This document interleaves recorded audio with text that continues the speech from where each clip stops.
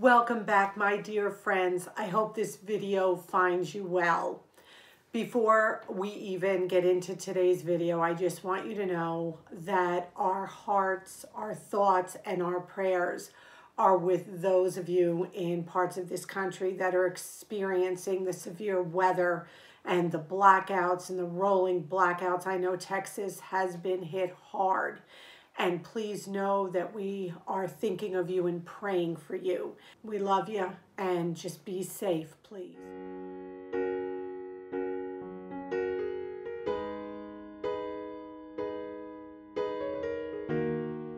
This video, we had some unexpected expenses come up. They were pretty good size too. And after coming off of our no-spend January, I can't tell you how thankful we are that we had the no-spend January. My name is Emmy. This is the channel Frugal Money Saver. My husband is Paul. You're going to see him in a little while. And basically, we were an early retirement couple living in the Northeast in New York. And we just show you how to live life more abundantly by choosing to live a frugal, intentional lifestyle. The title of this video is Why Being Frugal Pays. And I'm going to tell you why. Because when you live a frugal lifestyle, by making only intentional necessary purchases, it is amazing the amount of money that you are able to put away for unexpected expenses that come up. When we did our no-spend January, I got a couple of comments saying, well, don't you budget every month for your bills, for things like that, so they don't come at you unexpectedly? The answer to that is absolutely. Paul and I have an extremely strict budget that we allocate. We know our yearly expenses and we allocate monthly amounts for all our bills. But what happens with these unexpected expenses? You need to have money in the bank. You do not want to have to go into debt for expenses that may creep up when you least expect it. When we did our low spend, no spend January, that extra money by cutting our food budget and not buying anything from Amazon or thrift stores or any kind of unnecessary purchases, that money went into the bank. I'm so glad we did it because there were things that cropped up, and I'm going to tell you about them in a minute. So it's so important to be prepared for stuff like this, and I try to talk to you about this all the time. When you're going to make an impulse purchase, I want you to stop yourself next time. I want you to stop and think before you make an impulse purchase, how much is that purchase really costing you in hours?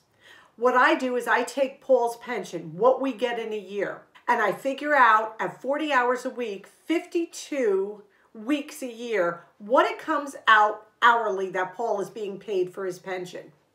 And you can do that whether you're working, your hourly rate, your Social Security, whatever it may be that's coming into your home right now. And then when you're going to make that purchase, I want you to think, how much of your time is that purchase costing you? Is that purchase worth all the time that you are having to work to purchase it? Put the money away. Put it away. Stop that impulse purchase. Put it away. Because being frugal really does save you money in the long run. It keeps us out of debt. When you see the unexpected expenses, you'll understand. So the first expense we have a 2011 Dodge SUV. Paul went to start the engine the other day, and lo and behold, the car wouldn't start. This is what happened. So I go outside and I open the hood to find the battery to see which battery I need to order. And I can't find the battery. Let's try to find the battery here. Let's see here. It's the engine. Battery, where are you, battery? Where the heck is the battery? This car, that's not the battery. I don't know where it went. So I'm looking. So I go in the house, I go on the internet, and you believe it? The battery is not where you can change it yourself. It's not where you can get a jump start if you break down. You have to jack the car up, take the front driver's tire off. You have to take the inner fender well out, some kind of plastic thing. And the battery is underneath the front bumper, behind the tire. I definitely couldn't fix it in the driveway. Not with that snow, not with the driveways on a hill. Ridiculous. So, have to take it to a shop. Unbelievably though, the battery is about $139. And then the labor is $153 for labor. That's a lot of money for a battery. And one thing I did miss when we bought the car, I never even thought to even look, where's the battery of the car? Because batteries go bad, we all know that. So that's a lot of money. And you know, everybody has to put a battery in their car at one time or another. So that's a mistake that I made. Should have looked when I bought the car, before I bought the car, is where the battery is. So anyhow, I'm glad we had the money on hand. Battery's in the car, we're able to use it. It's our SUV, it's all-wheel drive. We need it to get out of the driveway, to drive around in all that snow. Just a life lesson learned. Next time you look for a new car, or any car, look for small, simple things like, where's the battery? So as you can see, that cost us a little bit of money. Then we had unusually cold temperatures here, as I know so many of you have. Oh, my heart goes out to all of you. And our oil burner, I told you we have oil fuel. Everybody in this area has oil, home heating oil. Well, the last time I bought home heating oil was in December, I believe, right, Paul? December, yeah. And it was, I don't know, $1.97 a gallon, I believe. Because our furnace kept running and running, and we keep our temperature in our home at 63 degrees because we supplement with wood burning stove. So it's not like we've got this heat cranked up to 70. It was so cold, the oil burner just kept running and running. Well, lo and behold, we needed a whole nother fill up of home heating oil. Only the price had jumped to $2.46 a gallon. $2.46 a gallon, and that's after I got those prices down as low as I can. I haggled with my oil guy, and he did come down because it was even more than that. So that was another $500 purchase. So again, I cannot tell you the importance of putting money away for these unexpected expenses. Stop the impulse buying. Redirect where your money goes into an account so that if something does come up, you are covered. So I hope this just sheds some light on the importance of having a backup fund. The second part of this video, what I want to do is just show you, I told you we've been eating out of our refrigerator, pantry, freezer, and I looked at my inventory the other day of the freezer, and I still had not used the turkey carcass from Thanksgiving. I was like, are you kidding me? I got up around 5 a.m. I started a crock pot full of vegetables and the bones from our turkey carcass, and just made an amazing broth that I put away in 1 cup packages in the freezer. And I also had oats in the freezer that I needed to use and some candied pecans that I had made at Christmas time. So these things needed to be used. So what did I do? I made a big batch of homemade granola. Here we go. I got my crock pot out because I think that when we make stock in a crock pot and it just simmers all day, nothing better.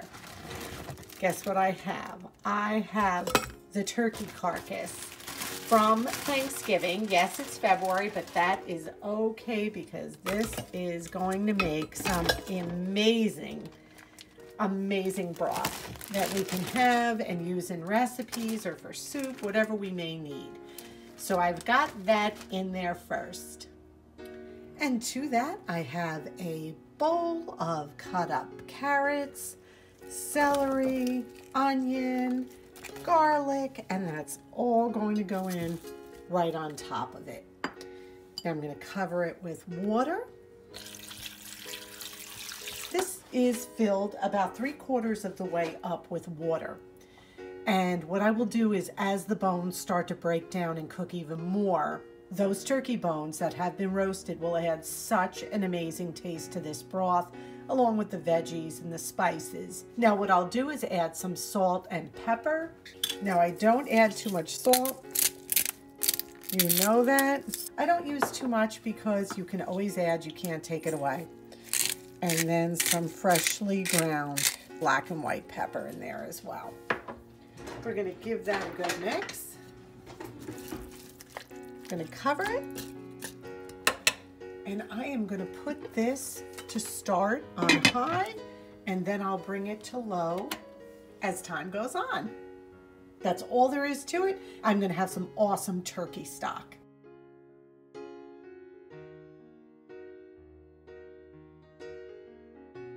After the broth had cooked, I strained it. I took the bones out, I took the vegetables through the strainer, and I mashed them down to get all that flavor out, and all I was left with was a clean broth.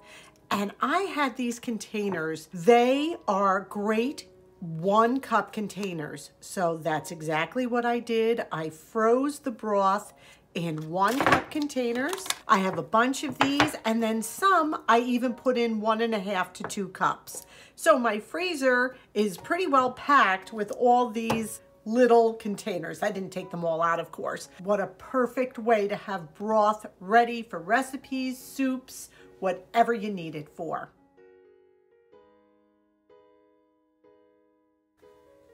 Today we're going to make some homemade granola. Granola is one of those items you can eat by hand, or you can add some milk to it or yogurt. And if you've ever looked at pre-made granola in the store, not only is it super expensive, but the fat content in it is really very high. So I figured, let's make one that is a little less calories. I mean, it's still nuts and raisins and oats, so you do have calories in it, but it's a little bit healthier than what you would buy prepackaged and much more economical. And I'm going to give you 2 variations of it. One using pure maple syrup, and then one using brown sugar and water. So you pick whichever works for you, and I will post the recipe down below in the description box. So here we go. We're going to start with, I'm making a half a batch, but you could definitely double this. So I'm just using 4 cups, and I'm using the Quaker Oats old-fashioned oats. Okay, so that sounded good. 2, 3, and 4. So that's 4 cups of oats. Now to that, I'm going to add a half a cup of pecans. These are the sugar pecans I made at Christmas. I had stored them in the freezer and I have to use them up. So I am going to add that. I would suggest you using unsugared nuts, just a little bit healthier, so you can use whatever kind of nuts you want, whether it's walnuts, pecans, almonds, whatever works for you. But I did want to use these up, and it's about time they come out of the freezer. Now what we're going to add to this is a 1/4 cup of water, and I'm going to add about 3/4 cup pure maple syrup. And after we do that, I am going to take just about half a teaspoon of cinnamon and put that in as well. Now we're going to give this a good mix together. So the maple syrup and the water act as your binder. I did preheat my oven to 275. And again, now's the time to add any of the seeds you want to add, extra nuts. I wouldn't add any of your fruit though. I add the fruit when the granola comes out of the oven. This way the fruit doesn't dry out and it stays plump and juicy. All right, now what we're gonna do is just take this and either use parchment paper or your baking mat. I'm just gonna spread it out. This is all there is to it. It's so customizable, it's so easy, and Paul is not an oatmeal fan at all, but he loves when I make granola. Now this is going to be extra special because I have the sugared pecans in there, but even if I didn't and used regular nuts, it still comes out amazing. And again, it's so versatile. So there we go. I'm gonna put this in a preheated 275 oven for about 45 minutes. You wanna cook it on a low temp in the oven, only because you don't want it to burn. But what I will do is every 15 minutes, I'll give it a turn. So the granola on the bottom will come to the top. And that's all there is to it. So let's pop this in. I did let this cook for an hour. I'm adding my 1/4 cup of raisins right now. It just came out. I did let it cook for about an hour. I didn't feel it was done in 45 minutes. You take a taste and see. We like ours super crispy and dry, and an hour at 275 seemed to work perfectly. I did turn it every 15 minutes.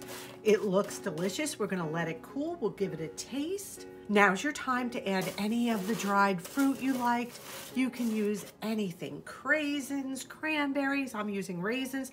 You can put more in, less in, whatever works for you. This is so customizable. But with yogurt or some milk, what a perfect breakfast or snack, light lunch, super economical and really delicious. It's breakfast time. What I'm going to do is put in probably, that's a 1/4 cup, probably about a 1/3 cup of granola. It looks so good. And I have some sliced bananas I'm going to add. A little bit of milk.